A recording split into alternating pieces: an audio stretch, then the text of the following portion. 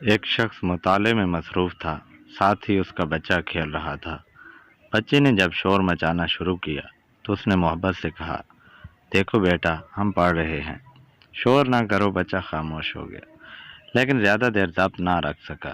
جب پھر وہ ادھم مچانے لگا تو باپ کو ایک ترکیب سوجھی۔ اس نے میز سے اخبار کا ایک پرانا ورق اٹھایا جس پر دنیا کا نقشہ بنا ہوا تھا۔ باپ نے بیٹے کو سامنے بٹھا کر بیچ میں اخبار رکھا اور بیٹے کو بتایا کہ یہ دنیا کا نقشہ ہے، اس میں یہاں پاکستان، یہاں سعودی عرب، یہاں بھارت، یہاں امریکہ اور یہاں بحر الکاہل ہے۔ بیٹا دیکھتا رہا اور جی ابو جی کہتا رہا۔ پھر باپ نے وہ ورق اٹھایا اور اس کے ٹکڑے ٹکڑے کر کے بچے کے حوالے کر دیا اور کہا کہ ساتھ والے کمرے میں چلے جاؤ اور اس نقشے کو دوبارہ پہلے کی طرح جوڑ کر لے آؤ۔ جب بچہ چلا گیا تو باپ نے سکون کا سانس لیا اور سوچا کہ 3-4 گھنٹے کے لیے سر درد ختم۔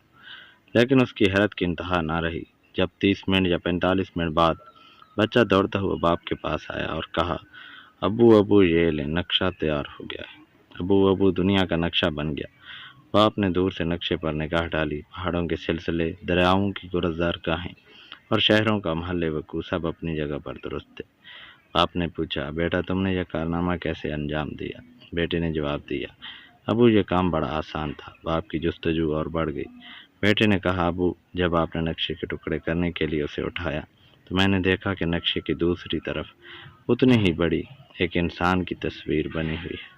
بس میں نے اس تصویر کو جوڑا اور دنیا کا نقشہ خود بخود ٹھیک ہو گیا۔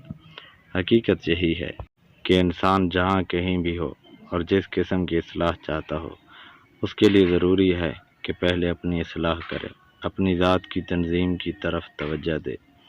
ہمارے گھروں، ہمارے دفتروں، ہمارے محلوں، ہمارے علاقوں کا، ہمارے معاشرے کا اور زندگی کے جن جن معاملات سے ہمارا تعلق ہے، وہاں کا نقشہ بگڑا ہوا ہے۔ اس نقشے کی درستی کے لیے ضروری ہے کہ انسان کی تصویر درست کی جائے۔